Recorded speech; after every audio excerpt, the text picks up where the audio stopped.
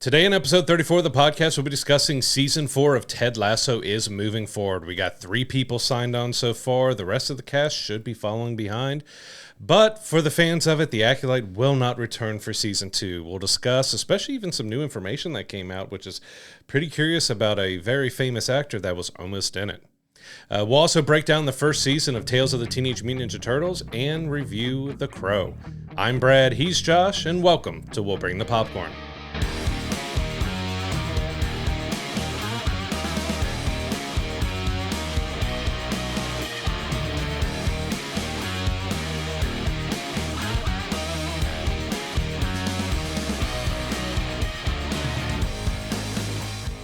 Before we jump into the news this week, don't forget to hit the like button on this video. Subscribe to our YouTube page so you can get all these videos and content that we post as soon as they drop first thing Monday morning. Also, don't forget to go to our social media accounts, follow us there, leave some comments there, and also join us on Discord. We're in there pretty regularly. We love to hear, your thoughts on the movies you're watching. Come have those conversations with us. And if you're listening to the audio podcast, we would love if you left us a rating wherever you're listening to. It's going to help us out a lot, and we definitely appreciate it. Absolutely. So we want to jump into the news now this week. Peacock came out and announced that they were talking about working on a Field of Dreams remake with the creator of The Good Place. Now, Field of Dreams for us is, it's one of our favorite, type baseball, heartwarming type movies that Kevin Costner made back in the day. And he had a very interesting actor signed on to play the main actor in this film that I wasn't really expecting. Yeah, of course, because he's doing everything now. That they had Chris Pratt signed on, but he apparently abandoned it pretty early on, and that caused the whole thing to fall apart. But it might be a good thing. I mean, Field of Dreams is one of those that feels like you probably shouldn't touch. Like, it has such a legacy and still has such a following behind it. I mean, it's just something that came out at the right time, done in the right way, and do a modern remake, I just don't know if it'd have the same impact, even though it's baseball. I mean, it's timeless with that, but I don't know. There's just something about it that it would be hard for me to see them remake Field of Dreams. Yeah, that's a tough one. I mean, the original has left such a big impact on so many people. I know I really resonate with, having a catch with your dad, that kind of thing. Both of us, no longer having our dads with us, that holds a special place for us. I still kind of tear up when I see that at the end. It's just like, God, he just have a catch with his dad. It's awesome. But yeah, I mean, even like the field itself is still like preserved, and it's a tourist attraction here in the U.S. If you go out to Iowa, like you can do it. MLB has even embraced it, and they do a game every year out there, like adjacent to the site, and it's just one of those places that has left an impact on movie culture and sports and everything like that. I know you and I have talked about going and taking still on my bucket list. A bucket list trip to go out there and check it out, and maybe even go out there and have a catch together or whatever if we go together. But yeah, it was weird that this thing was even talked about being remade. I know the running joke is they're remaking everything these days, but that kind of felt like one that I kind of agree. I don't think it would have the same impact if it were remade. I really don't think so. Like, I love The Good Place thing. Mike Schur is a great creator. Fantastic and show. Everything. Like, he did such a great job there. And I'm not saying he couldn't have done something good with it. It's just one of those properties that almost like Back to the Future for me. You just don't touch it. Just leave it alone. Let it be. It's kind of a timeless movie that doesn't need to be redone. Yeah, I don't disagree with that. I love The Good Place. The Good Place is one of my favorite shows. Like, it was so smart and well written. Like, I wouldn't have an issue that he was behind it, but I just don't see the need for them to remake that as well. Like, it's one of those that you could probably just leave it alone and let it stand on its own and let it keep that impact that it's had on people, because I've even seen like kids that have seen it and like loved it. Like, it's just one of those timeless movies that kind of should stand on its own, I think. Mm-hmm. Yeah, I don't think that's something that should be touched. We don't know if Peacock is potentially still looking at revisiting it, but hopefully it kind of ends there, because they said I'd watch it if they did it, but yeah, there's something about that original that it stands a test of time and shouldn't be touched. It's a special movie for sure. Yeah. So moving on over to Netflix, Millie Bobby Brown, of course, her star is still skyrocketing from Stranger Things and everything. She's written her first book, which she's working with Netflix to adapt. So the book is called 19 Steps. She will star and produce. So this is a story that follows a girl during World War II about trying how it is like living through the war in London, but she's also falling for an American airman. So it seems like it could be a potentially decent, maybe romance war story. And I'll be curious to see how they adapt that. I believe it's a film that they're doing for it on Netflix, and it'll be fun to see what they do. Yeah, she's kind of the queen of Netflix, really. I mean, she's got a few movie projects that are already on there. Obviously, Stranger Things is, if not top one, top two property on Netflix. Like, it's by far their biggest show on there. And I get that they're trying to take this book and turn it into a movie. It was a bestseller when it came out, obviously, with her name being attached to it. Like you said, her career trajectory is just like moving like that. She's doing all the big Godzilla movies and just getting attached to all these big things. So for her to still work with Netflix in this is kind of a big get for Netflix, because she could really branch out and move beyond it if she really wanted to. But she does seem to have this really good working relationship with him. And I'm kind of excited to see what this adaptation of this book will look like, because she does do a lot of those period timepiece type stuff with the Enola Holmes movies and things like that. So I think she really works well in that type of setting. So, putting herself in this book that she's written, I mean, who better to star in something that you've written about than yourself, right? Yeah. So she really would understand that character and kind of really bring it to life on screen. I'm excited to see what they do with it. And it's also and she's a young woman now. She's married. Yep. So getting into seeing her doing more adult or serious stuff. So doing a romance in a war movie. Yeah, it feels like Stranger Things just started and she was a young kid, but no, she's a young adult now. And it sounds intriguing. I haven't read the book or anything, but it sounds like it could be a pretty good film if they adapt it right. But yeah, to have the writer also be the star and producer of it, you hope that they can't go wrong with it. Right, and we'll see how that goes. I know I definitely plan on getting the book and reading it before the show comes out to do kind of a side-by-side comparison to see how faithfully they adapt the book. But I mean, if she's written the thing and she's in it, you got to figure she's going to make as faithful an adaptation of it as she can. I'm excited to see how good it is and see what it looks like when it comes out, for sure. But I want to really jump into the story that I'm probably the most excited I've been about a show renewing in a long time. So we both love the show Ted Lasso. It's one of our favorite series of all time. The way season 3 left off, it was kind of ambiguous as to whether or not it could continue or if it was a definitive ending. And we were okay with that. We were like it's a wonderful series. We love the show so much. There's so many amazing and well-written characters on that show. The content of the show is amazing. But it seems like we are going to be getting a 4th season now. We've had Brett Goldstein, Hannah Waddingham, and Jeremy Swift all sign on to play. There's rumors that Jason Sudeikis could also come back as Ted. But the way they left Ted, he kind of could have, maybe show up in bits and pieces, but it's probably not going to be a main character in this. But looks like we are going to get some continuation of this story, and I couldn't be happier. Yeah, because they definitely ended it, but left it open. And it was one that was weird because neither, Jason and Brett and all of them are kind of talking like this is it.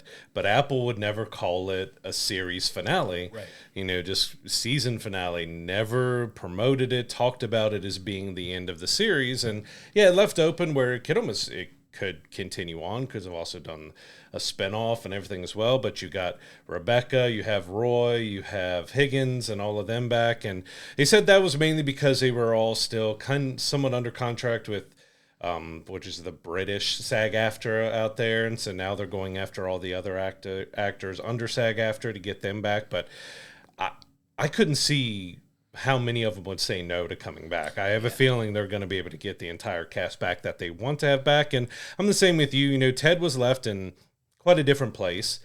His will probably be a little pop-up just to have him maybe some phone calls, or we'll just get to see how his life is doing back in America. I don't see them bringing him back over unless it's maybe for a visit because they're doing something for him or something like that. But I can't see them moving him back and having anything else, because I think that would also hurt it to just okay, well, you left, you went back to America, well, we need you back over here in London, and just forget about your kid, and potentially rekindling that with his ex-wife, because we didn't see the fiance or anything in the finale there. It was just him and the wife and the son, so we kind of left open that are they trying to figure things out. So there's still a lot that they can do within this universe, and with having Brett, who is Roy Kent, but he's also one of the main writers on the show, to have him be one of the early sign-ons back for this is a good sign because, he was crucial to this show being so good from not only acting, but writing. And, Jason, of course, is a big part of the writing and the story as well. So as long as they get him on board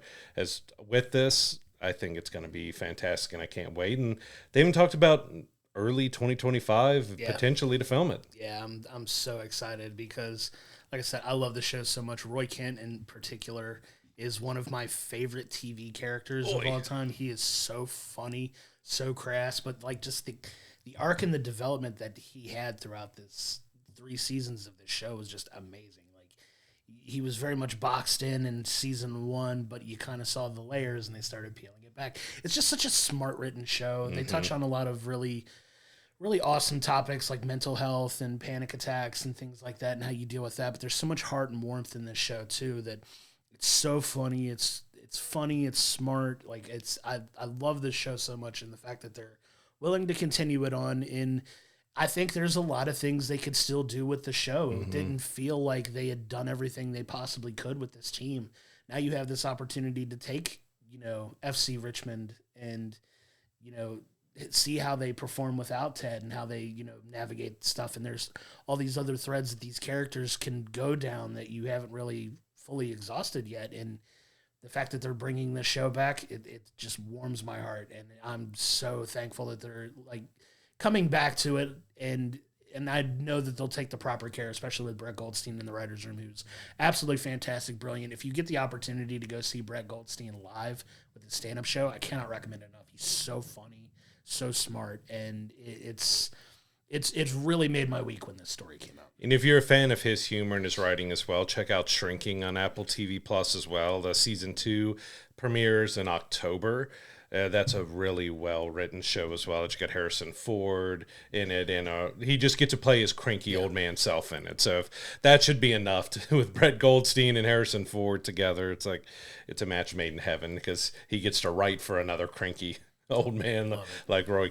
I will still find myself just, if I need a laugh or something, picturing in my head of Jamie and Roy riding the bikes together. So and just because he is such the straight-laced guy, and just to see him, he's learned, and then he just rides right off the road. Legitimately one of the funniest TV episodes I've ever seen. It's so funny. I was laughing so hard in that episode. It's so good. It's one of those that it's another one of those rewatchable, re-bingeable shows, and I've been turning some people onto it that hadn't seen it because it is on Apple. Apple's one of the, it's not the biggest streaming platform, but it is by far their biggest show, and it's won so many accolades, and rightfully so. It's a very easy watch if you haven't watched it, especially season 1. Season 1's only about 10 episodes, and they're about 30 minutes each. So you can roll through it very quickly. Even when you get to seasons 2 and 3, most of the episodes are just a little bit longer than that. The seasons are a couple episodes more, but it's a really easy watch and really fun. And it's one that I cannot recommend enough because they do, like I said, touch on some more serious topics, but do it in a way that's smart, makes sense. And like you said, it's just one of those shows that I call it comfort food shows that like I can watch and just it just gets me back to a really nice, happy place to watch a show. Yeah, because it touches on anxiety and depression and fitting in and being yourself, especially when it comes to one of the players is gay and he's afraid to come out, and you get to see how that plays out and dealing with death and cheating and everything else. It deals with a lot of family drama. You have a lot of serious subjects that it does do some very serious scenes, but also has that lightheartedness, and it has the right touch to be able to connect with you, but then make you laugh and make you cry and then make you laugh again. And like everybody in this series done such good things in it, and I'm excited for season 4 to be coming, even though like I said, if we didn't get another one, season 3 was enough, and it was good, and it was a good ending. But I mean, just can't have enough Ted Lasso. It's just such a smart, incredible show. I'm so happy that it's back. So moving on to another show that we were a little bit mixed on. We hoped that it would get a season 2 to where it could fix some of its flaws, because we really enjoy having that original Star Wars content and stuff, but it looks like the Acolyte is dead after season 1. Disney will not proceed with the season 2. We even had what almost looked like they were going to Willow it. The Willow series was removed from Disney Plus for tax write-off purposes and stuff, so the merchandise disappeared off Disney stores. Everyone was looking like, all right, are they canceling it and just wiping it out? Because it cost over $100 million. Like, it was a big production. But the merch came back and everything. But yeah, Acolyte ending with only 1 season. You can go back in our archives to see how we felt about it. We broke down every single episode all the way throughout. But yeah, we were mixed on it. Like, the premise was great. It just failed in its execution and its writing and stuff for us. Like, the fight scenes are some of the best we've seen in Star Wars. The premise was really interesting. It just didn't land. No, the story overall, like you said, go back in the archives and check it.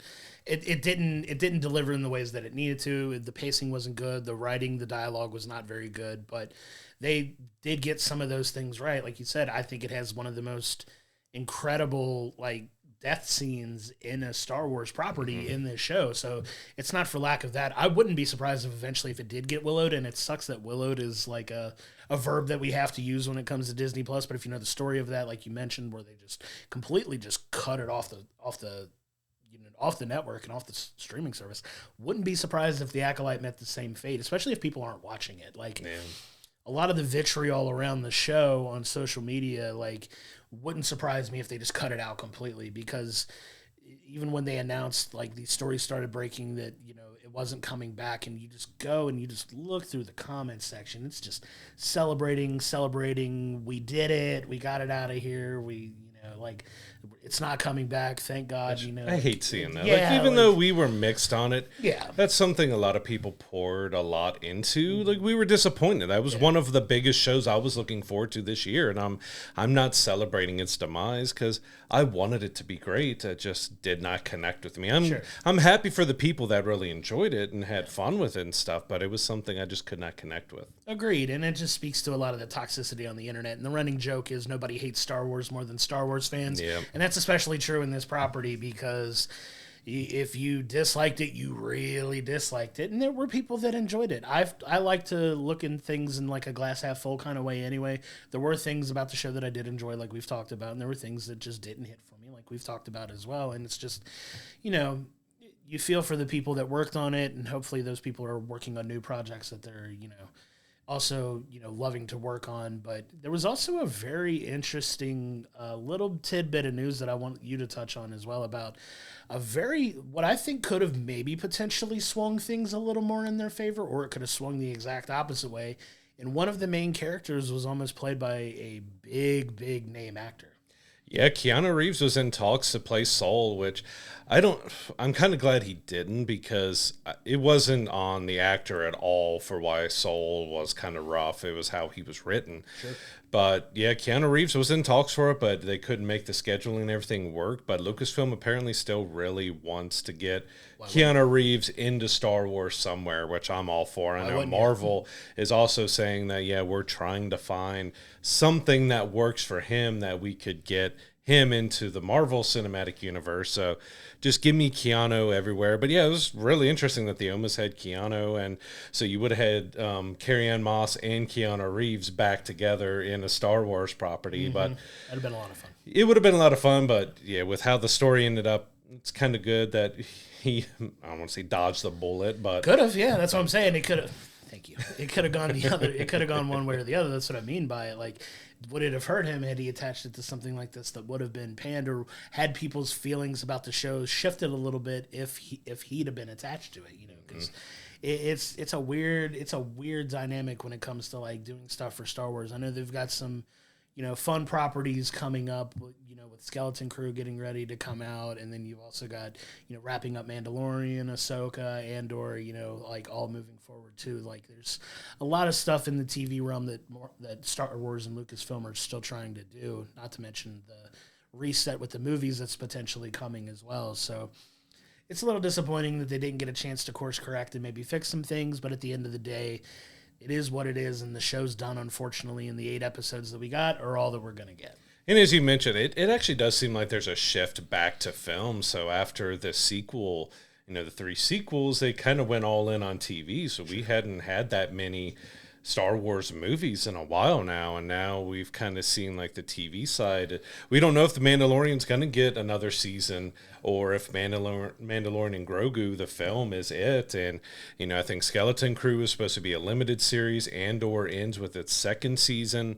Ahsoka potentially ends with its second season, because we already know there's a wrap-up film that's supposed to wrap up all of the Mandalorian and Ahsoka story points. So it seems like they're moving a little bit away from TV now in the Star Wars verse, back to movies, because Mandalorian Grogu, you have the Rey Jedi training movie that's going to be coming out. So I guess it might be a sign of how it did, but also maybe their commitment to TV is not as much as they were looking for, and they're going back to trying to do big set piece films instead of TV shows. And they may find out that's what works best for them, right? Because all those movies make a ton of money when they come out. So I get maybe leaning back into that. And I appreciate that they took a little bit of time off from making movies to kind of let those things breathe and tell some of these stories in TV. That I really enjoyed Andor, I enjoyed Ahsoka, I love Mandalorian, like all that stuff. So they've definitely gotten some stuff right in the TV realm, and maybe they're trying to shift back towards movies again, which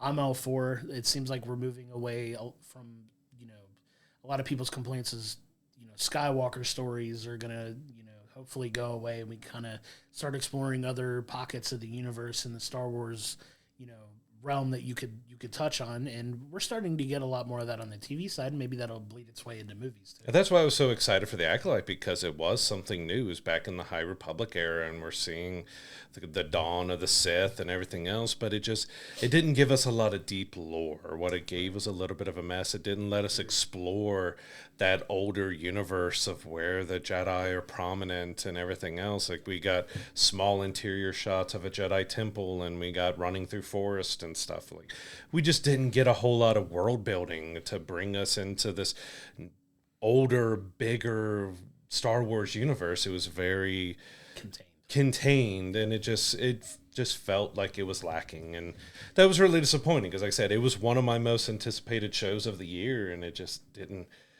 work. And you can look at, especially at the finale episode, that I said I want to see him do a season 2, so maybe they can course correct that. They can work on some of the dialogue and storytelling problems that they had and tell us something really neat and interesting, because they have the Darth Plagueis, storyline that was possibly going to be playing out. Sure. And we still had a lot of mystery to unfold with, especially with the Jedi in the temple and everything else. But unfortunately, fortunately, depending on how you're looking at it, they're not going to get a chance to do that. Yeah, and that is what it is. Like you said, we have these shows that we're, psyching ourselves up to see and hyping up, and they can't all be hits, right? Mm-hmm. So it's one of those cases. This very much wasn't. This was very panned among a wide majority of the people that, love Star Wars or say they love Star Wars. There's a fun topic of conversation to have about that. But at the end of the day, it's one and done. It's over, and now we're moving on to the next property, which is going to be Skeleton Crew, which we are also looking forward to as well. Out this December. I was excited about the trailer that comes out, and I'm ready to, dive into that and talk about it when the time comes. So that's going to be one that we're definitely looking forward to watching. Give me Space Goonies. Absolutely. I'm so ready for that. I want to move on to another story, which is interesting. So Blur Studios, if you've never heard of the Blur Studios company, they make a lot of the CG, scenes that you see in a lot of video games that are very popular. They're very instrumental in a lot of these beautiful, like almost movie-esque cutscenes that you see in video games now. They're working on a 15 episode, and series with Prime Video that's going to focus around video games as well. Yeah, that was kind of a surprise when we started seeing it, that we had like Dungeons and Dragons, Warhammer, Unreal Tournament, got Mega Man in there, even Kratos from God of War. So we don't, one that It looked like Ghost of Tsushima. I don't know if it was or not, because we also got Sifu and some others. But yeah, they're taking a lot of game properties and making this anthology series out of it. And I'm really looking forward to it because, like you said, they're really known for some great visuals with these cutscenes and everything. They also did Love, Death, and Robots on Netflix already, so that this is their second series that they've worked on. And I'm looking forward to that. Trailer got me really interested to see. I mean, a lot of it didn't give a whole lot away. Like, you get to see a little piece of each video game and some action and, you know, some of the special effects with fire being shot. I think it was like two mages or something going at each other with magic. But I'm looking forward to it. I think this is something really interesting, and maybe it'll spawn more of this. That, you know, I think their God of War series or film is still being talked about happening. Yep. We have like Gears of War has been rumored to get a movie or a series for a long time. There's a lot of games that have potential to be great, either TV series or films. Maybe they could explore how people feel about it by doing these little one-off episodes in an anthology. Yeah, and you know, a long-running story is how Henry Cavill's trying to get Warhammer made. Obviously, his own thing, as much as he loves that. And you know, hopefully that gets made as well. One of the things I'm interested to hear about is how they get the licensing for all of this, because it is several different studios that you have to kind of license this intellectual property from to kind of make this work, and how that all came together. That would be a fun business conversation. I'd love to see some like making ofs of stuff like that, just to see how like all of that comes together and how the backstory works with that. Because I know like with them, they're kind of independent of every other, you know, major studio, and that they can kind of freelance and work with whoever they want. But it was interesting to see like all the properties in that trailer that they were showing, and I was like, man, like they got the work done to get this together and work on this, and it looks brilliant. It looks beautiful. I'm excited to check it out when it does come out. But yeah, it was interesting to see all of these like amalgam of like all these different properties kind of coming together for the series and trying to see how it works. Yeah, because they showed off logos and titles that would be included, but some of them were, you don't exactly know how many, because like PlayStation was just, you know, God of War was just listed as PlayStation Studio. So we don't know how many properties from PlayStation are going to be in there, but there's one that was kind of interesting that we'll have to wait and see if it is him, but I believe it was looking like Armored Core. There's a character that looked exactly like Keanu Reeves, so potentially they got Keanu Reeves to voice one of these characters in here, which would, I mean, I love the guy, so yeah, give me Keanu everywhere, because he's working on his Berserker comic book series, bringing that into film and TV and everything else, so he's going to be busy for a little bit, but just seeing his face pop up, because, you know, he was also in, it failed at launch, but it's gotten better with the Cyberpunk game that he was a main star in that, so maybe we'll get something Cyberpunk in there as well, or if he's just showing up in that Armored Core short. But yeah, there's a lot of interesting games that they chose to do with this, a lot of big action titles, and it looks like it could be fun. But with their relationship with Netflix from doing, I think, 2 seasons of Love, Death, and Robots, it's kind of surprising it didn't go there, and it's going to Prime Video. Yeah, it's funny how like all of these like these types of things work out, and maybe they just signed on for that, and then they decided that, you know, hey, Amazon maybe backed up the Brinks truck and offered them more money for it. Which, good on them if they secured the bag. But I'm excited to see that when it comes out, because it's a lot of stuff, a lot of games that we both love and enjoy, and I'm interested to see their take on it when it comes. This is probably the weirdest story of the week that we're going to move into here, is that we had an announcement of a brand new streaming and entertainment service by Chick-fil-A. It's so absurd. Chick-fil-A is starting their own streaming service. We don't have any pricing or when it may come out. It did say that they're looking to create their own new family-friendly programming. Seems like a lot of maybe reality competition shows, but they are looking at doing scripted or buying content and bringing it on there. But it's all supposed to be family friendly, which kind of fits in with their branding and everything else. And I'm not going to do can you watch it on Sunday, because everyone's made that joke. So that's probably what you were about to do. I was going to say, you say family friendly, but is it really? Like, if you know, sorry, I'm not going to get political. You know the things about Chick-fil-A and some of the things they support and don't support, but it's such a weird thing that you could have given me 100 guesses as to like who was coming up with a new streaming service. Chick-fil-A would have never landed on my radar. That is insane. That is do we get crazy. Wendy's and McDonald's? Like, yeah, now? Wendy's, with the way they run their social media account, could be very interesting, because I think that would have some a series of Wendy roasting everybody. I love it so much. I would actually enjoy. I would pay for a month of that just to see it.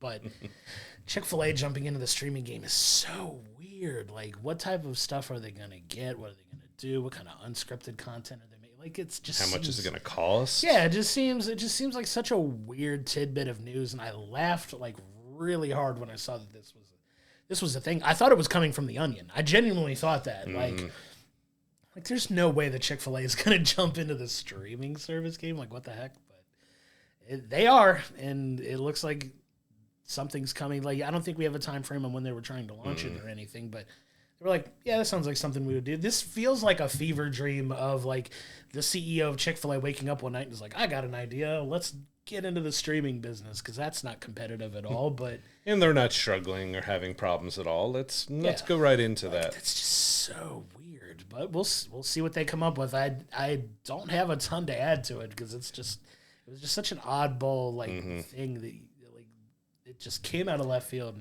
And very popular restaurant chain, but why would they be doing their own entertainment? Like, if they wanted to sponsor some, I mean, we have a lot of different channels out there that they could put content out on if they wanted to, but just to create their own streaming service with media, I think they're spending like $400,000 per like series and stuff. I saw at one point. Like, it is kind of weird that they decided to get in that, and I guess they have the disposable income to do it or something, but we'll see how it turns out and how much they end up charging for it and how it goes. But yeah, it's just so weird to see Chick-fil-A getting into streaming and media. It's so weird. And the running gag is, like, they have all this revenue. How much extra revenue would they have if they were open on Sunday? But it's just so weird, man. That's the oddest story I think I've heard in a hot minute, just from entertainment based, at least. Like, this ranks right up there with those, those stories of those people trying to create, like, the Charlie and the Chocolate Factory stuff that was like a couple paper cups and some really bad decorations. Like, it feels like on par with that for me. But we're gonna pivot very quickly away from this, because I could roast Chick-fil-A for 20 minutes, but I'm not gonna do that. There was one property coming out of Netflix that I've had my eye on for a minute as a fan of, pro wrestling and things like that. There's been a long rumored, Hulk Hogan biopic in development with Netflix that got a big name out of the way, like, right away when they got Chris Hemsworth to sign on to do it, which was absolutely fantastic. You see how, like, ginormous he gets to bulk up to play Thor, and in the Marvel and the MCU stuff, and like him being like tagged to play Hulk Hogan was, I think, a stroke of genius to get him signed on right away, especially with the stuff that he's already doing with Netflix. It was great, but it seems like that movie, like, that was announced several years ago at this point, is just dead in the water as well.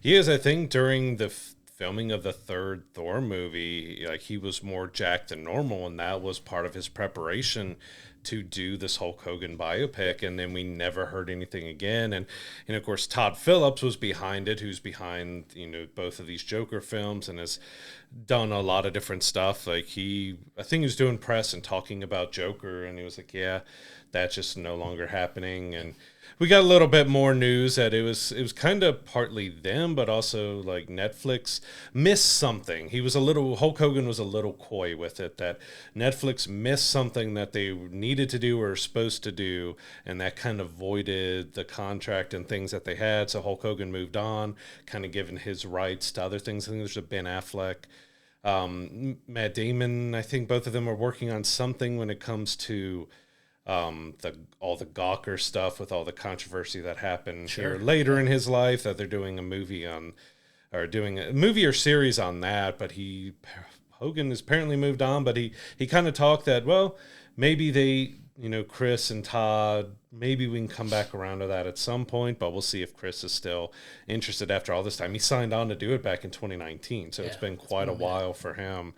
I think he signed on about the same time Blade was signed on for, and we don't have either of those yet. It comes back to Blade, doesn't it? It always comes back to Blade. With good reason, make the movie. Yeah. For God's sakes. But yeah, it's one of those things. I know, like, in part of that press junket as well, Todd Phillips did mention that this upcoming Joker film is also going to be the end of that story. It doesn't appear they're going to be going back, but we all know how Hollywood works. If this makes a ton of money, never say never. We didn't think there would be a Joker 2, and here we are. But he did feel like that was going to be the end, and maybe if they do move forward, he may not be attached to it, which I don't want to see because he's done such a good job with this, and we're very much looking forward to that Joker film as well. But I'm kind of glad that they're moving on from this Hulk Hogan property now after like several years of just not getting it done. And it's not to say like, you know, as a fan of pro wrestling, I loved Hulk Hogan. Hulk Hogan was a big reason of why I got into wrestling, as millions of other people did, but the man's not without his, you know, own controversies as of late. So it's probably a good idea for Netflix PR wise to kind of get away from that a little bit. But, you know, at the end of the day, it was a film that a lot of people were hyped about and looking forward to. It's just not getting made now. Yeah, especially having Chris Hemsworth playing him is interesting to see because big deal. He's Australian. Let's see how he does Hulk's, you know, I'm going to say accent, but the way he speaks, he's got a very unique way of talking, especially when he's in character and everything. And he was, like, as I said, go back and look at the third Thor movie. Like, he got ginormous, and part of that was to be Hogan. And yeah, it's also got to stink for him to be putting all that work physically for himself, even though it worked out because he was doing Thor and stuff, to kind of like, well, I put my body through more than I've ever done before, and to kind of lose that, and not because he's doing it for a role. I mean, these guys put themselves through so much for a role, and then never have that happen. As we know, especially with the National Geographic series and all the stuff he's done, he's talked about just how his health and his life and how it is trying to bulk up and play these roles all the time can be demanding on you. Yeah, it must be terrible to be in that good of shape. No, I'm just kidding. But yeah, the things you hear about those guys doing, and when we get to talk about The Crow, I want to talk about some of the stuff that Bill Skarsgård did to get in the ridiculous shape that he got for that. Like, the things those actors put their bodies through for those types of roles is absolutely phenomenal. Yeah, like the diets and everything absolutely they do. insane. Like, one of the infamous ones is also Hugh Jackman and what he has to go through to get ready for Wolverine and all that stuff. Like, there's a reason why these guys, by a certain point in their lives, stop taking those types of roles, just because of the, you know, physical toll that it takes on them. And like, even like to kind of back up that, you know, one of the big ones, Batista, like has come out and said, you know, also like former wrestler, like now, you know, doing all these Hollywood films, is like he stopped doing Drax. He wanted to stop playing Drax because of the ridiculous stuff that he had to put through to get himself in. This is coming from a pro wrestler who made his living off of getting his body into a very specific, you know, shape to do what he did. So the stuff that these guys put themselves through for these types of roles is incredible. I'm facetious when I say it's hard to feel sorry for them and they look as good as they do, because the hard work pays off. These guys get in absolutely ridiculous shape, and like, you know, more power to you. But man, that's tough, man. Like, especially what they do in filming, because a lot of them come out saying if they know like they're gonna have a shirtless scene showing off the muscles, like they'll dehydrate themselves so you get like more of the veins popping, and it makes their muscles look bigger. So they put themselves physically through a lot. Like, you know, they're good looking and fit and everything, but there is a lot of strain mentally and physically that they put on themselves to do these roles, because even that you don't even think about. Like they're pumping before they start filming to make their muscles look bigger. And like I said, dehydrating themselves or not eating, and so they can keep themselves slim, because you see so many of them after they're done filming, they'll put up pictures or something with their stuff in their face. With, I think it was with Superman in it, he did a video of him just eating a giant brownie afterwards, because they basically almost starve themselves. They eat basically, I think, like chicken and rice for 6 months or whatever it takes them to get ready. So they put themselves through a lot, and I'm sure when Chris bulked up to be like Hogan, like that had to be some extra hard workouts, because I mean, it seemed like his arms doubled in size. They really did. And like you mentioned that, like kind of when they move on and have their like cheat days, I want to have one of those epic Dwayne "The Rock" Johnson cheat days. If you ever see him post about his cheat days on social media, where he's just like going insane. I'm like, how can one person eat this much food? But you see the you see the stuff that they do for themselves, and it's crazy. So like, good on them for putting in that work. But man, like that's tough, man. That's tough strain that they do for themselves. Yeah. So if you were looking forward to it, that Hulk Hogan biopic is no longer happening. We'll see if it ever comes about in a different way, because I have to say that the whole Gawker movie that they're doing about his controversies doesn't sound that appealing. The biopic is the one that sounds the best, because you're going to be looking at the wrestling world and his time as a wrestler, and this is more afterwards and all the stuff he did. And So yeah, we'll see if that turns out to be all right or for not, sure. and if it bombs, it could come back to like, all right, Chris, Todd, let's get this Hogan biopic back on. Right, because he is like such an important figure in the history of the business, right? Like he's the one of the biggest reasons why it is as mainstream and popular as it is worldwide now. Is he's a very big part of that. So a biopic for him would, hopefully eventually get made. Feelings about his later in life controversies aside, the man was an epic figure in pop culture, and like I'm genuinely surprised we haven't gotten one already. But maybe eventually they'll come around to it. I would have loved to see if they touched on the movies and stuff he did and see him like Chris Hemsworth dressing up for Suburban Commando or one of his like jankier, crazier films and stuff, just to see him like bring back those costumes and everything else. Like it could have been a lot of fun, but I guess we'll see if it ever happens from here on out. Get that Thunder in Paradise. Get that Thunder in Paradise piece in that movie. Go for it. Let's do it.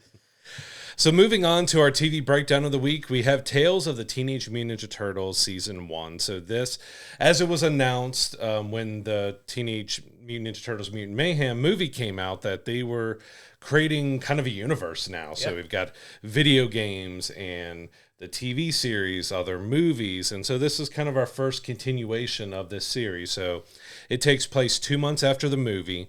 And we kind of got two different tales. So it's 12 episodes. So the first 6 is one story and the second 6 is another story. And overall, I thought it was a lot of fun. I mean, it continues the style of the movies, but it's 2D animation instead of the 3D, 2D animation, like the 3D animated with the 2D look. This is all 2D. But I had a lot of fun with it. It was seeming like a pretty good series to kind of bridge a gap. The only thing is, and we'll talk about it more, what does it set up next for the Turtles is kind of where I was left after this season, because I can't remember if they're planning to have another season before the next movie comes out or exactly what their plan is after this show.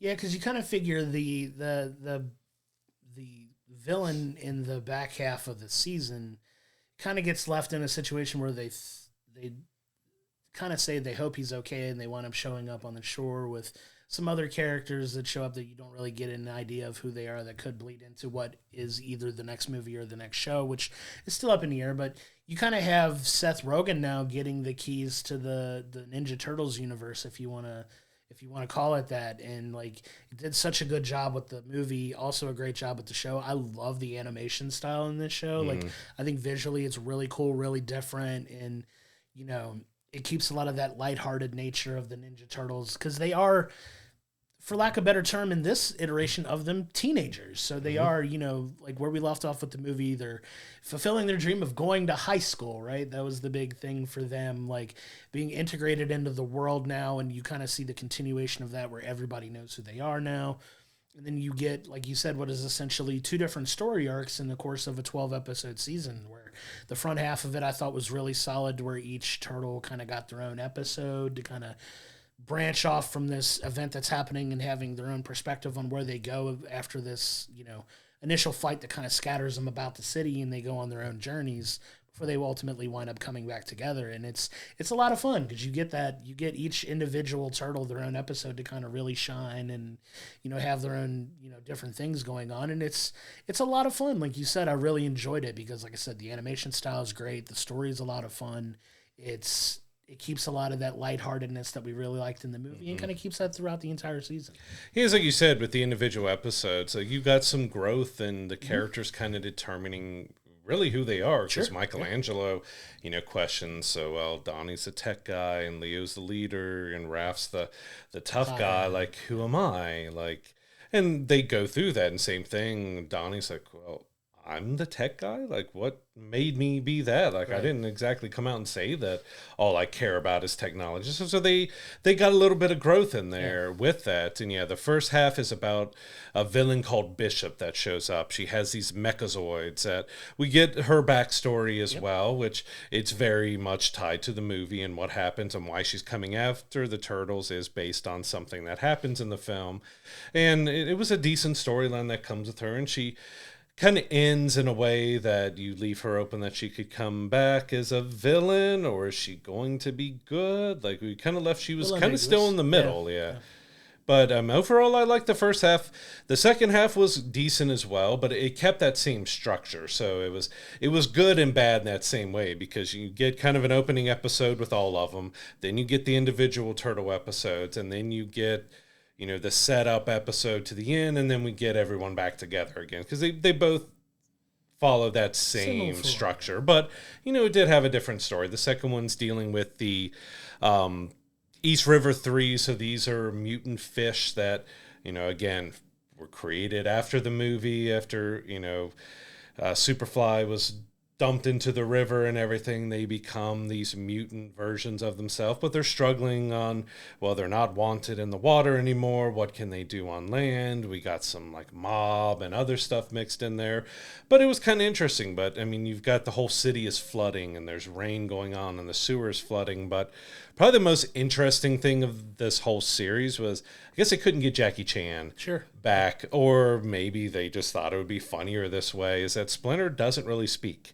He speaks vermin, so he's just making little squeaking noises. Or for the second half, he's kind of, everything is narrated by Raph. So it's like Splinter is speaking, but it's Raphael talking through him. And it was interesting and it was funny, but it was that standout, like, oh yeah, I guess you couldn't get Jackie Chan to return.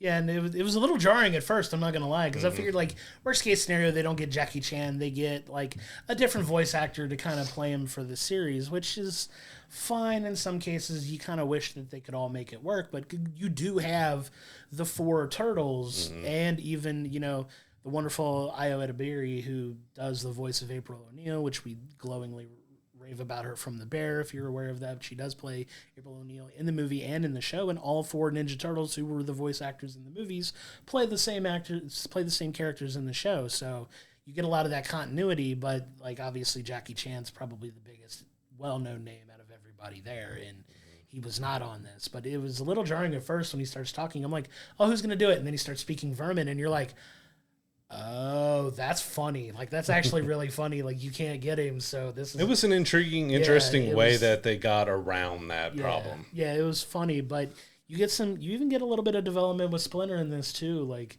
there's definitely some absurdities that you get from, you know, it being a TV show and, you know, being a cartoon. And, like, my favorite is the relationship between Bad Finn and Splinter, because...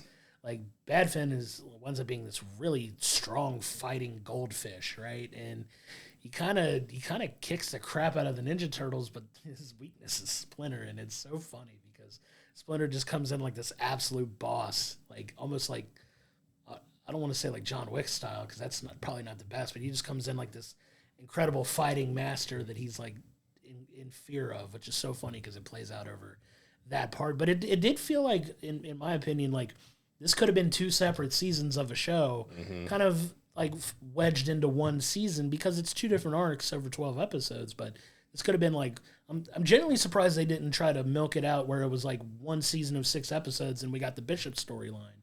And then you come back later with season 2 and it's the East River 3 season. Yeah, because it was 2 very defined, separate completely stories. Detached from each other, but in like a continuational type of way. But it felt like they could have been their own entities, which is, I'm surprised, like, to Paramount's credit for putting them together, like making this season like 2 different story arcs. Like, you rarely get that anymore with those types of things. If anything, it had been 12 episodes of the Bishop storyline, even. Like, you would think that it would go that way, but I loved it. I had a lot of fun with it. I know it's getting a lot of praise as well. Like I said, visually, it's awesome. Like, the story is a lot of fun. If you loved Mutant Mayhem, I think you'll really like the continuation of this story too, because it does kind of move some things along and sets up what could potentially be an interesting season 2. You don't know where we're going as far as which is coming first, the movie or the series, but I think I remember, if I'm wrong, I could be speaking out of turn here, but I thought they said they were doing like 2 seasons of a TV show before the movie, but I can't go back and remember. I'll have to go back and look it up again.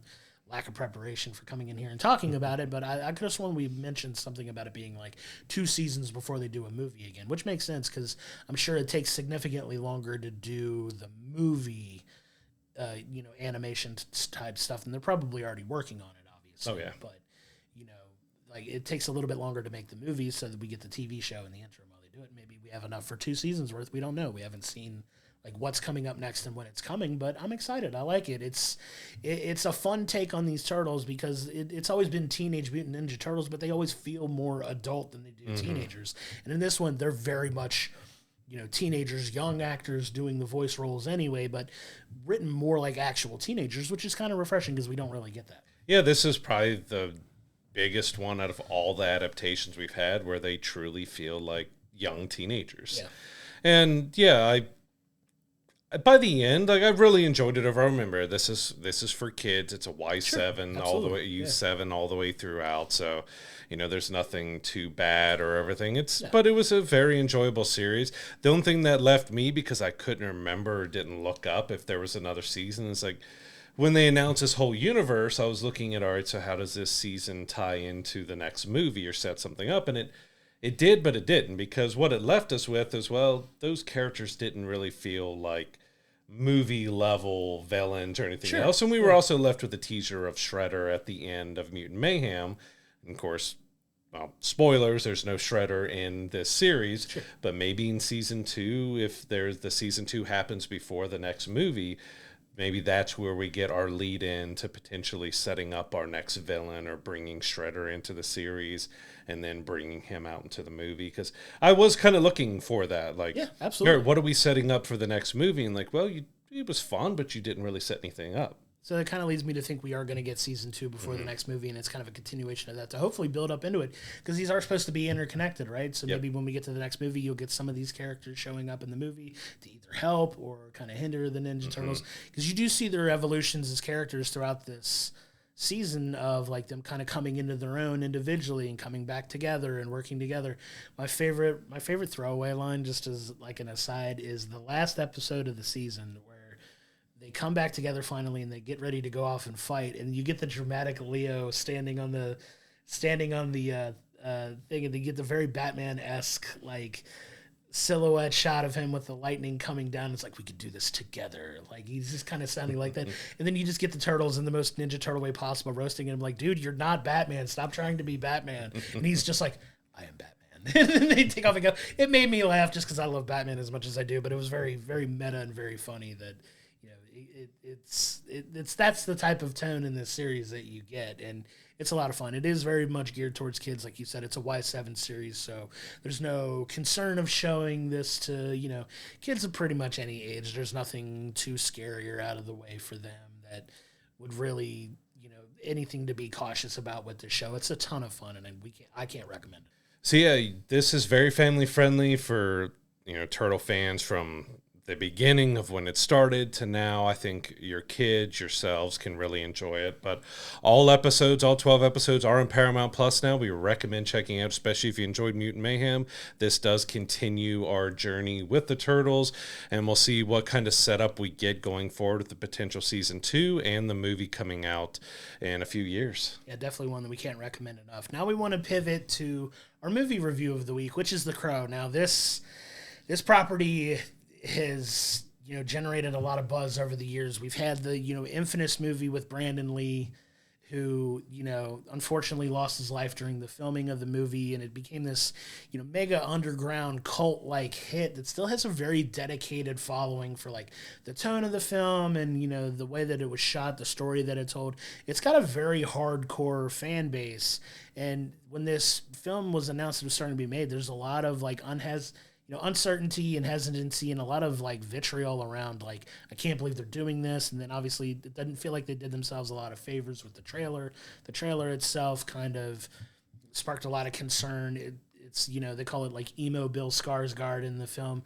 But I want to kind of dive into this film, and I know you and I haven't really talked about how we felt about this film, seeing it separately. I don't necessarily think it deserves a lot of the hate that it's getting from a lot of people, because there's a lot of things that this movie did, in my opinion, did pretty well, but there are a lot of things that they left to be desired in the story that they wound up telling for this movie. Yeah, I kind of left in a similar way as I did to Borderlands. Like, I didn't hate it, but I Sure. didn't love it or anything. Like, it has its problems and its Absolutely. issues, and Yeah. I think, Bill Skarsgård is such a great actor and stuff, but I think his portrayal was a little thin. Like, they didn't give a whole lot of depth, because like we start off the movie where we see a young Eric Draven who has a horse on the farm I guess he lives on, is wrapped up in barbed wire, so he's trying to rescue it and he ends up cutting himself, and then we don't see him again until he's in this prison rehab type of thing. But we get no backstory. We Correct. get no real information on who Eric is and what he's gone through, because when we pick up in that rehab, he's being bullied by the guards and he's being bullied by other people in there, but we don't get a reason kind of why it's happening. I mean, he's all tatted up, kind of.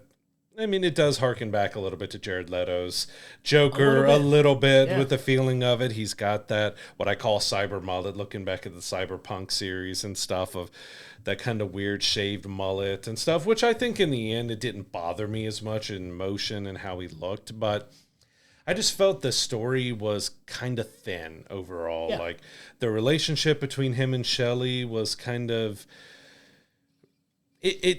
It sat on it for a little bit before we got into the meat of it, but at the same time, this whirlwind romance that we're supposed to believe that he's willing to give up everything, even eternal damnation, for his soul, for her. I mean, the relationship we saw was drugs, alcohol, partying, all that. Like, we didn't get...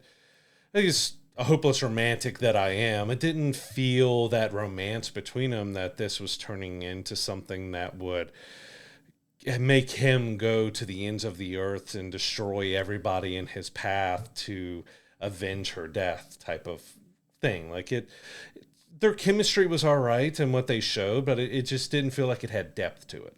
Yeah, I mean, this is the stark contrast between the original film and this, right? Because in the original film, you already have them together in like this intense love relationship that you get flashbacks to, like throughout the course of the film, to kind of fill that gap in. In this case, this is them meeting in this rehab facility and kind of, coming together and like just this whole love at first sight kind of thing, kindred spirit. We're going to break out together and go on this like just binge of, sex, drugs, and rock and roll, for lack of a better term. Like, they kind of hot shot this romance between the two of them, and it jumps into that very quickly. Where I think the film, like, this is another one of those tale of two halves types of films, because the front half of the movie, like you said, is very paper thin as far as like his motivations, why he's in the situation that he's in. You get the backstory of why she's in, why Shelley is in the situation that she's in, and why these people are after her, but you don't really get anything from Eric, other than like he has an injured horse that he couldn't save, and now he's in he's in this rehab facility. Like, what the heck put him there? You get nothing of that. Apparently rehab didn't work because they just went on a bender. Of course. And he's, it's very, like, just very hot shot in my opinion. And that's the big problem that I have with this movie. It seems like a lot of people are having that same thing. But when you get to the back half of the film, when that switch happens where, you get the death of Shelley and you get, Eric kind of moving into this purgatory world where he has the opportunity to obtain the powers of the Crow, where he can't be killed, and he, at least until he gets the vengeance on the people that have done him wrong kind of thing. And he gets set on this, rampage of revenge and, justice and all that stuff for, this woman that he loves so dearly. Like, had they done a better job of building that up in the first half of the movie, I think the entire thing would have been a little bit more of a hit than it was. I think the biggest issue that I think people have of it is it does have this Crow attachment to it. Because I think if it stood on its own and you didn't have the Crow element involved and you had almost the exact same story, I think people would probably like it a little bit more than they did. Like, don't get me wrong, the motivations for it are very thin, but when he does like absorb into that Crow, those Crow powers, and he's kind of coming back and figuring things out and like getting to his revenge, that rampage sequence towards the back half of the movie was really, in my opinion, really solid. Yeah. Like, they do a good job of like him, coming to the realization that he's going to feel the pain of these attacks, but it's not going to kill him. Like, he can go and do whatever he needs to do to get this revenge. And they do a good job of, putting him through the ringer in a lot of cases, especially like one thing I really wanted to highlight that I actually really enjoyed was the last big fight scene in the opera house, like in the opera house where they go and he finally finds these people that he's, trying to get, to. And that whole action sequence was phenomenal in my opinion. Like the fight was incredible. It is very gory, very brutal, very violent. So let's get that out of the way. Like it is very, very hard R-rated for that reason. Like, it went farther on some of the stuff than I expected it to do. Yeah, very intense, very gory, very bloody and violent, but in a way that was just like really well shot and really well executed in my opinion. And like that part of the movie I think really hit well. Like in a lot of ways I feel like it did it better than the original.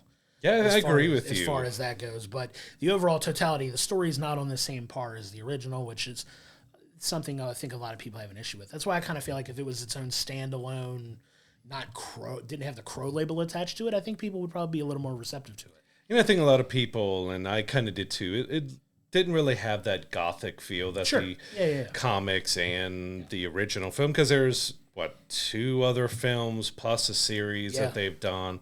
Only really the first Crow is well talked about, even though it had its issues and stuff as well. Everything else afterwards kind of failed to live up to it, and that's why we talked about kind of a curse, because, Brandon Lee losing his life filming the movie and everything. Every time they've tried to redo The Crow, just something hasn't worked. And I agree with you on the aspect that it felt almost like a tale of two halves. Like the first half and the second half felt almost completely different, even with cinematography. Like, we got some scenes I question, like there's a scene where a car's driving down the road, but it's showing the trees in the sky, and it wasn't exactly a very scenic look, and then they cut to the car and then it's never seen again. Like, why did we need to look at the trees? Why didn't we just follow the car along more and stuff? And in the second half we got more rain drenched and dark at night, and we got a little bit of the gothic in it, just darker cinematography and everything all around, so it felt like almost a completely different film. Especially Purgatory was much darker and bleaker, and that looked really good there, being this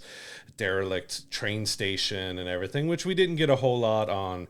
The kind of make fun of itself too. Kind of making fun of itself as well. But so the main story overall focuses on Shelley. So Shelley had been at a party where the main villain here in Vincent Rogue, he's supernatural. We come to find out with some spoilers here that he's a demon that's managed to make his way out into the real world, and he has an ability that he can whisper in someone's ear and have them do whatever. So he's been having people kill themselves and kill others and do this. Well, at one of these parties he used his powers and it was recorded, and so the whole film kind of revolves around him trying to get this footage back, because I guess he doesn't want it to be seen, of course. But he was kind of my biggest problem with the film overall, other than Eric having no development at all. Like he's just there. He's your main star, but he's just kind of there. You know nothing about him at all. Why would we care?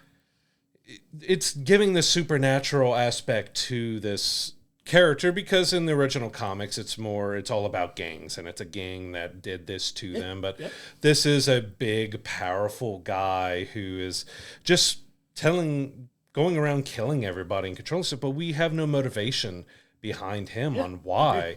And especially even the whole demonic stuff, we don't really dive into it that much on the explanation on how he has multiple different supernatural powers, but nothing is really explored on what it means and who he is. And even the final confrontation with him was a little bit lackluster, because it did the basic tropes of, you have the person you've been going after and you're just going to monologue with them and talk, and then, something happens. And it was a very thin villain, because we have no motivation on why he's doing it other than he's a demon who's a demon. Yeah. Like, that's basically it. He's a very thin villain. Like, I think he's played decently well, but there was I think that's my biggest problem overall with the movie, is just the storytelling was very thin. Like, it did the action great. Yeah. Sequences, and especially as he's full Crow with the blood and everything on his face and the trench coat and going full Crow, was really good. Yeah. But everything else was just so thin, like paper thin storytelling overall with it. Yeah, if you're looking for a lot of character development, motivation, cohesive plot line throughout the story. Like you get a very base level, bare bones like plot with not a ton of motivation and character development built in. Because at the end of the day, if those things matter to you in the course of telling a story and how you absorb like movies and entertainment, you're wondering, why do I care about this Eric Draven guy other than, okay, do we have to have a little bit of sympathy for him because he's been bullied and he's had a rough life and he's in rehab? Well, you get no reasoning behind why he's in rehab or how like this horse dying really affected him, other than he has these occasional flashbacks to this happening, and like he has a little bit of dialogue to it, but there's not a lot there. There's not a lot of like, and it's hard in the course of, you know, what it was like an hour and 45-minute movie to really have that deep dive into somebody's character like that. But they spent so much time just hot-shotting this relationship to them, like to, you know, her dying and him, you know, making this call to, you know, you eventually get to the point where he, you know, thinks he can bring her back, but he discovers very quickly that they're not both going to make it, and he offers up himself for, you know, making that ultimate sacrifice or whatever that, you know, the crow ultimately makes. But it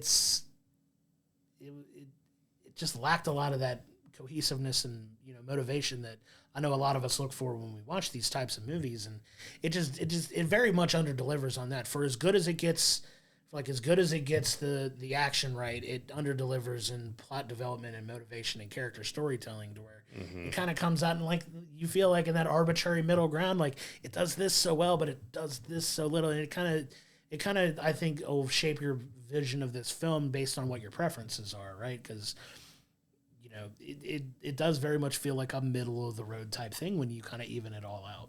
Yeah, and I don't think it gave Bill a whole lot to work with. Like, action-wise, he nailed it and did great with, but as Eric, like, he's basically giving short little one-liners to say every now and then, and it's kind of very flat with it. And there's also some not meaning to be humorous stuff, like, you know, the rogue finds out that he is the crow, that he is able to cheat death, and he sends his goons out to take him alive, but they end up shooting him and everything else, and like, oh, we screwed up. Well, instead of like making sure he's dead, if they believe he's dead, they leave the room and just let him there, and so he comes back and like, oh wait, because like you're basically told this guy can cheat death and you think you killed him. Like, very poor communication. It was kind of like, okay, like it is basic, like I said, tropes, like the villains, goons who just have no brain to them. They're just there to do something and then get killed themselves. Yeah, it was very, very thin in that. But I do want to take a minute really quick to kind of appreciate, like you said, the ridiculous shape that he got in for this. So you can kind of tell with the other movie that he did, Boy Kills World, like he got in a very, very, really like ridiculous shape for these two movies, right? And I was reading up a little bit on like the routine that he had to go through to get ready for this role. Apparently, he was eating just steak tartare and raw eggs to prepare for this movie, which is insane. But it's like just all raw protein to just get himself in the insane shape that he got in for this movie. And make no mistake, like he's tall and just. It's easy to forget that he's like 6'4". Yeah, he's a very tall guy. It stands out when he starts standing next to like, you know, FKA Twigs, who played Shelley in this movie. Like you see the dynamic difference in just how tall he is. Because when you see him as Pennywise, it doesn't really strike you just how tall he actually is. But when you get in films like this, he's just like a just ginormous tall man. All the Skarsgårds are just. I don't think there's a Skarsgård under like 6'2". You want to talk about winning the genetic lottery? Those guys did it. Like, good Lord, all of them are just insane and like jacked out of their minds, and good on him. But yeah, man, he looked like ridiculously good shape for this Absolutely. movie. Good on him. Like he has like all the cool tattoos and the cool aesthetically he looked good, especially towards the end, like you said, when he's like full crow. I think eventually they got the look pretty solid. It's a new look, but he looked good. Yeah, I think they did a good job there, and just the brutality that he fights with towards the end is so brutal. Amazing, and like really well done and really well shot. That's, in my opinion, that's the saving grace of this movie. And had it not gotten that towards the back half of the movie, I'd probably feel very different about it. But it was good enough to kind of bring up what was here and kind of elevate it to like, okay, it was all right overall. And I feel like, you know, it's getting a lot of vitriol, and it's not going to make a ton of money. If you look at the early box office returns, I know when I went and saw it, there was only, a handful of people in the theater with me, and I saw it in the middle of the afternoon on Friday, which is usually a very busy time for the theater. Our theater was busy; it just wasn't that many people in the showing, which is a little disappointing because, as popular as the original is and was, like you'd figure more people be out to see it, but this may be one that may do a little better when it gets to streaming services, probably. Yeah, and this is one I couldn't help but go back and compare to Boy Kills World, because if you break it down, the basic storylines are pretty similar. Yeah. It's a young guy who has something tragic happen to him, and he goes on a revenge rampage. Like, it's very similar. Classic hero tale. And then if you gave me an option between watching The Crow again or watching Boy Kills World, I would probably watch Boy Kills World because I found it more entertaining. Sure. Because it was sillier, goofier, over the top, didn't take itself seriously. The Crow was one that was trying to take itself seriously, but it was just so thin on the world building and the plot and everything. Like, when it got to that second half, it got much better, but the villain kind of hurt the end of it because it was just so thin. Like, it didn't really make sense. Did you really need to have a supernatural guy? Could you left it to be more of a mob or gang type of story, then bringing it in? Yeah. Instead of it just being like a jerk rich guy just trying to, he has he gets this girl to kill somebody and he's trying to cover it up, kind of thing. Like, you could have left it without the supernatural elements. I agree. But would you feel a little bit different if H. John Benjamin did the voiceover for The Crow as well? That would have been awesome. That would have been fantastic. If you went sillier with that and had him being the voice of the Crow. But yeah, I mean, it's comparable. Great action sequences in Boy Kills World, and it was sillier and over the top, but it felt like he kind of did two similar movies back to back. And if The Crow was just stronger in its storytelling, giving us more on Eric, giving us more of the feeling of that romance than just being this crazed fling that it seemed to be before the eventual, and kind of gave us more of that feeling in the back half throughout, they would have been much stronger. And it just needed a much stronger villain, but also needed stronger development with Eric and the Crow and everything else. Because we do end in the end leaving it open that they could do more. And this is another one, kind of like the Acolyte season 1. Like, if they do a second one, I hope they do focus more on developing that story and giving more depth and heart to the characters and seeing why he was willing to risk everything for this woman, because I didn't really get it in this film. That you get that they were both kind of misfits, but I think it was more because you don't know a thing about Eric. You know nothing about him going in this movie. Like, we establish he has a house, which is mannequins in a warehouse or something else that they go to, but it's just like there was no development with the villains, with your main cast, other than Shelley. She was the only one who got some development in this movie, and of course she is crucial to the movie switching because of her untimely death. Yeah, and you get more of a background from her just based on, like, you see her mother in this movie. You see kind of like the role that she plays within this whole situation and her relationship to the person that, is ultimately responsible for her death, kind of thing. And you get a lot more of that character development from her with the limited time that she actually gets in the movie versus the main guy who's doing like 90% of the stuff in the film, which just from a pure storytelling perspective, it should have been flipped. You know what I mean? Like, you could have gotten a little bit more of this, like, you get more out of Shelley and who she is than you do in Eric, and you could have spent a little bit more time, in my opinion, kind of going through like some of the stuff that he went through from, this horse thing that happened to where he landed in this rehab facility. And I think it might have changed the tone of the film a little bit more. Maybe had you a little more sympathetic to why is he so quick to fall for this girl and have this, however long this romance was before she ultimately won. Because it didn't seem very long. It seemed like it was a couple weeks or something that they were together. At most, which, whirlwind romances and all that type of thing.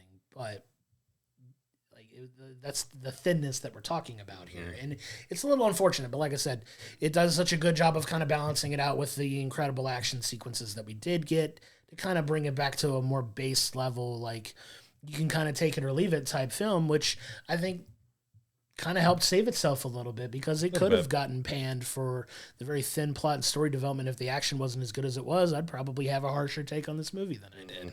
But I think it did a fine enough job in the back half of the film to kind of get it back to that base level where it was like, okay, it was okay. Like, I don't get why people are going to, it's the internet, so people are going to be toxic regardless, but it's getting a lot of vitriol from some, and then I'm seeing a lot of people who said they absolutely loved it, which is great. It's I'm honestly a little surprised at how many people I'm seeing, like, because what I like to do is avoid like seeing anything about what people are saying about a film before I go see it, and then once I see it, I'll kind of go back and see, like, okay, with these movies posting their stuff, what's the kind of pulse of the movie, and you're getting very two strong camps, because there are several people that I'm seeing that actually really enjoyed the movie, and then you have the other half who are like, it's not the original, it's trash, it's not, it's whatever, I can't believe people actually like this movie kind of thing.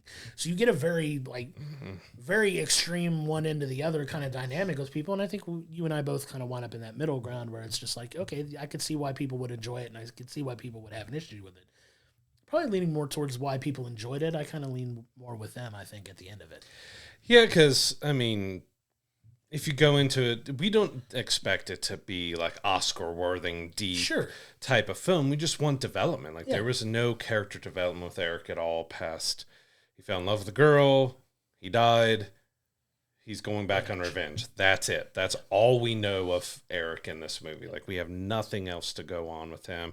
And the villain, he's rich, he controls everybody, he's a demon. That's all the depth you get to him. Like, I'm not expecting something extremely deep, but I love a good story. And The Crow can be a really good, dark, dramatic, emotional, because, most of the motivation behind Eric and, becoming the Crow is how traumatized and how heartbroken and how everything he is. But Bill kind of plays him at the same level all the way throughout. Just like emotionally, he's just almost robotic in a way. Like, he is just very flat with everything. Over these happy, upset, anything else, he's just kind of the same all the way throughout. Yeah, because he's like, I'm willing to do whatever it takes to bring her back. Not like, I'm willing to do whatever it takes to bring her back. Like, you don't feel that intense, burning passion that you think you would have for somebody who's willing to sacrifice the eternal damnation of his soul to kind of make sure she saves. Like, you don't get a lot of that through 99% of this movie. And that's where I'm like, it felt like, to your point, a little bit robotic and, emotionless to a point, because it's just, and that's not to take anything away from how good of an actor Bill Skarsgård is, because you can see, like, he does the best he can in this, and I think they could have given him a little bit more emotionally to work with. But at the end of the day, we got what we got, and I still enjoyed a lot of aspects of this film, while recognizing that there were definitely a lot of things they could have done better, that they really could have really hit the home run for with this movie. But at the end of the day, this is what we got. Agreed, yeah. So The Crow, in the end, it could have been better. It's really thin on the plot, but it gave us some great action. Bill Skarsgård did the best he could with what he was given. He's a solid actor, but it feel like if the first half was stronger, the second half, being what it was, would have been much greater, and just a little bit better villain. Even if it was just gangs and mobs and you got rid of the supernatural, it could have given a lot more depth. But The Crow is in theaters right now. You can check it out if you want to see it. Like I said, we're kind of mixed in the middle. We really enjoyed the action and everything with it, but it was a little just thin overall. Go check it out on a cheap day.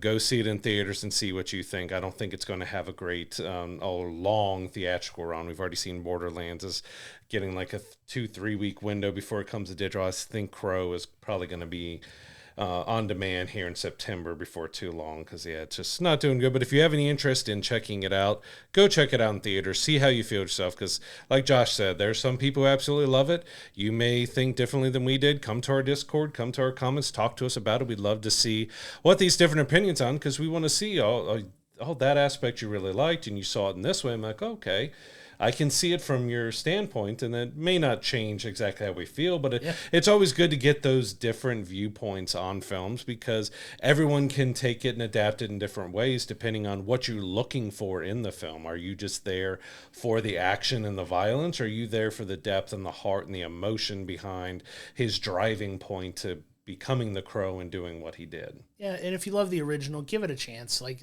there are some parallels between the original, but they do kind of take it and turn it into a different way, which you kind of want in a reboot and a remake. You don't want the exact same film made at the beginning of it, and they do a decent enough job of kind of pivoting from some things, and there's some things that just didn't hit well with. So, like you said, if you get a chance to go see it in the theater, please go see it in the theater as well. But if you want to wait to streaming, that's more than fine too. You probably, like you said, you're probably not going to have to wait very long because this film by this time next month, you'll probably be able to get digitally and you can watch it throughout there. Not sure where it's going to wind up on the streaming services yet, but we'll have that information come out when it does come through. So coming up this week, we have a pretty big mix of different films you could see. So we have Afraid, which is an AI-based horror film where this family buys this AI who's basically taking over their house. They put different eyes around and it's able to monitor things, but it starts becoming a little too aggressive. We also have Reagan, which is, quite a bit different than that. So it's telling about, President Reagan and everything there with, was it Dennis Quaid is Reagan? So that's kind of an interesting choice there. And we also have 1992, which is the final film for Ray Liotta. He passed a few years ago, so this was his last acting job that he did before he passed away. And it looks kind of interesting. It's the most dramatic that I've seen Tyrese Gibson doing and stuff. Yeah. It's kind of a gang, darker story. It looks kind of intriguing, and also, I really enjoyed Ray Liotta as an actor. So to see his final film here, I'm really intrigued to check that out. Right now, our local cinemas don't have it, so I would really like to check it out, but right now we don't have any screenings that we could go to. Yeah, it was a little jarring when I saw it because I actually saw a trailer for this movie while watching The Crow. Yeah, so I got the trailer and then I was like, oh yeah, that's right. He did make this was his last film. It's a little jarring to see him on my screen because it's not a recent passing for him. So this is a film 2022, I think. Yeah, this is a film that's kind of been in the can for a minute and looked like they're finally putting it out, which I'm excited to check out as well. Like you said, it's unfortunate that our local theater doesn't have it, at least not yet. But if it does, it's one I definitely plan, especially with the upcoming holiday weekend, to maybe check out another extra movie or something like that and give that one a chance. Worst case scenario, I'll catch it when it comes on streaming for sure. Yeah. On demand, we have Kinds of Kindness on August 27th. So I think it's also got a short span before it's on streaming as well. So I think it's only a few days later before it's on streaming. But this is another one of the quirky films out there that you definitely have to have a taste for. It's not for everybody. Then we have two films that we've reviewed. You can go back and check out our reviews of them, but they didn't last long in theater. So we got Borderlands and Trap both coming on August 30th. And like I said, those are two that we had hopes for. They didn't really work out, but yeah, go back in our archives, check out what we thought of, because we got some pretty deep discussions on both of them. But we also had a surprise drop this past week. So Longlegs, which is done gigantic for a horror film, crossed over 100 million for being a very small independent production here. It dropped on August 23rd on demand, so it just kind of out of the blue. All right, Longlegs is available for you to buy now. I'm like, okay, there was no lead up to it or anything. It was just, hey, it's out. Yeah, and that's a movie that has some very strong opinions about it as well, very polarizing on one side of the fence or the other about it.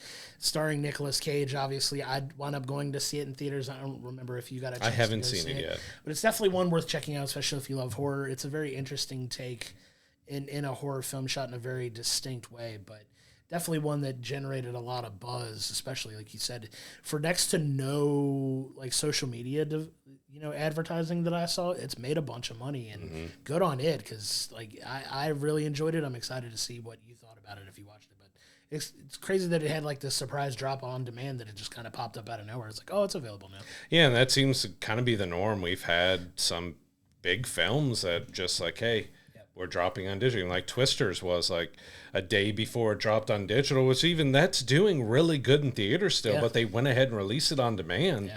It was just the day before, hey, we're releasing it. Here it is. There you go. Okay.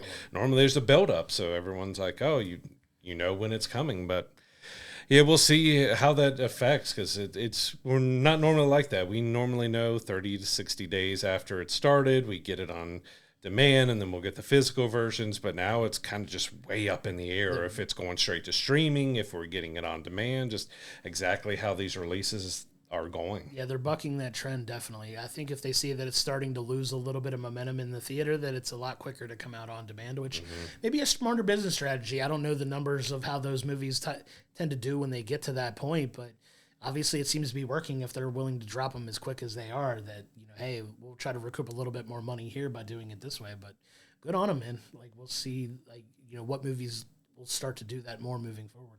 Yeah.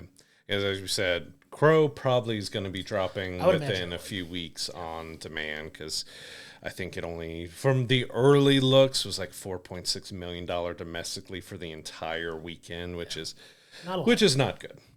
On the TV side, so this series was pretty polarizing to fans. So a lot had some big opinions on it, but The Lord of the Rings, or Rings of Power Season 2 debuts this week with 3 episodes. So they're dropping the first 3 episodes at once, and then we get the rest through, I think, early October when it finally ends. So we'll be checking that out. It's on Prime Video, but over on Netflix, we have Terminator Zero, which is a anime version of the Terminator. They dropped a trailer for it, and it looks awesome. Looks very gory and adult and everything else. So it looks really good. That'll be on Netflix, but both of those drop on August 29th. Yeah, excited to check out Terminator Zero. And I make no bones about the fact that the Lord of the Rings films are my favorite set of movies of all time. You can have your mixed opinions on Rings of Power. I thought the first season was solid, at least towards the back half. It got off to a little bit of a slow start, but I think by the time you got to the back half of the season, like, it started to really pick up, in my opinion. And season 2 is, they've dumped a lot of money into this show, and they're putting a lot of oomph behind it. So we'll see if season 2 can kind of carry that momentum from where season 1 left off with, because it left us in a very interesting spot, and I'm excited to see those first 3 episodes when they do drop this week. And it's pretty big to be dropping 3 hours worth of episodes at once. Yeah, that's a lot. Especially on a Thursday, just dropping, all right, you've got a long weekend, here's time to binge 3 episodes. Luckily, it's coming out over a holiday weekend, so maybe that's a little bit smarter with the extra day that people may have off for that, to kind of jump in and, start watching that show. But at that point, that's going to do it for this week's episode. We're excited to, have these things that we're reviewing coming up. We can't thank you enough for your continued support. Next week, we will be reviewing the first 3 episodes of Lord of the Rings, of Rings of Power Season 2, and we're also going to be reviewing the film Afraid. Excited to check that one out as well, starring John Cho. That's going to be a fun horror film to come back and talk about. But until next time, I'm Josh, he's Brad, and we'll see you next week.